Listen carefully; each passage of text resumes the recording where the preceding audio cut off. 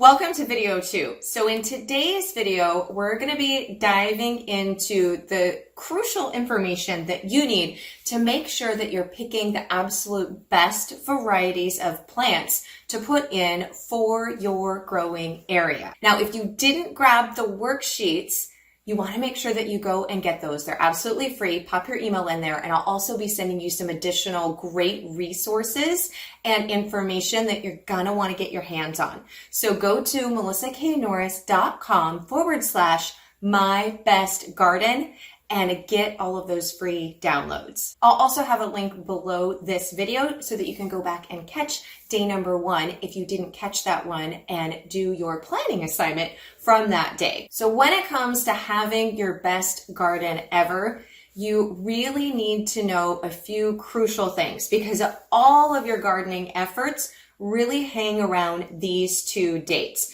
So the information that you need is you need to know what your area's first and last average frost dates are. So this is going to fall in the spring when your last day of frost typically is for your area. And then in the fall when you typically get your first killing frost. And these are averages because obviously every year I've lived on the same piece of property and had my garden in the same spot here for over 13 plus years. And every year it's going to change a little bit, which is why we say averages. But this is critical to have so that you know when to put out your different crops. It all hinges on these dates. So you definitely want to make sure that you have that date. So we want our first and last average frost date. And then up next, you want to know what your gardening zone is. Your gardening zone is something that you'll see a lot, especially when it comes to perennial plants and fruit trees and berry bushes, but also sometimes with seeds and vegetables too, but usually in reference to those other plants. And knowing what your gardening zone is lets you know if those plants will overwinter or if they are suitable for where you live. Your gardening zone, how you determine that or where we get those guidelines is there is a map and it's called the Usda Hardiness Map. So this is for the United States. So the Usda Hardiness Map divides North America into 10 different zones. And they take the average minimal temperature using 10-degree Fahrenheit increments, and that's how they come up with what your gardening zone is going to be. So it's based upon your location and in North America. So some of the easiest ways to find all of this information out is, one, if you signed up and you got the free worksheets, then you know I've got that information in there provided for you, how to find it if you don't know it. So make sure and access that. But you can type in with your zip code, first and last average frost dates online. Any search engine will pull it up for you and you'll get a good idea. But there can be a little bit of discrepancies because we have microzones and microclimates with those dates. So they're going to give you a great base average time, but you really, to have your best gardening year, not only just this year, but every year moving forward, you want to have your own data and your own records. So when you experience your last frost in the spring and when you get your first frost in the fall, make sure that you just jot those notes down. Put them on your calendar, pop them in your phone, and then you'll have your own records tailored to your specific area year after year. So for example, for my gardening zone and where we live, when I pop my zip code in, it says typically that I have my last frost date in the spring is usually like April 8th, which